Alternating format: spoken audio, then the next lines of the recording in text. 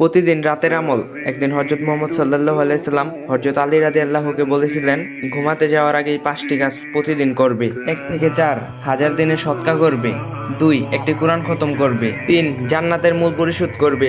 4 দুজন ব্যক্তি যদি দুজনের উপর রাগ করে থাকে তাহলে তাদের সেই রাগ ভাঙিয়ে তাদেরকে খুশি করে তুলবে। একবার হজ করবে, তারপর ঘুমাতে যাবে। হযরত আলী রাদিয়াল্লাহু তখন বলেছেন, হে রাসূল, এটা তো মনে হচ্ছে অসম্ভব, আমি এই 5টি কাজ কিভাবে করব? তখন হযরত মুহাম্মদ সাল্লাল্লাহু আলাইহি সাল্লাম বলেছেন, সূরা ফাতিহা 4 বার পড়লেই 4000 দিনের সদকা করার সমপরিণাম সওয়াব পাবে। সূরা ইখলাস 3 বার পড়লে একটি কোরআন খতমের সওয়াব পাবে। 3 বার যে কোনো একটি দুরূদ শরীফ পড়বে, তাহলে জান্নাতের মূল পরিশোধ করার সমপরিণাম সওয়াব পাওয়া যাবে। যেমন সবচেয়ে ছোট দুরূদ শরীফ হচ্ছে সাল্লাল্লাহু আলাইহি ওয়াসাল্লাম। যে কোনো ইস্তিগফার বা আস্তাগফিরুল্লাহ 10 বার পাঠ করলে দুজন অখুশি মানুষকে খুশি করার সম্পূর্ণ সওয়াব পাবে। সর্বশেষ কালেমা শাহাদাত 4 বার পাঠ করলে একটি হজের সম্পরিণাম সওয়াব পাওয়া যাবে। আর যদি ভিডিওটা ভালো লাগে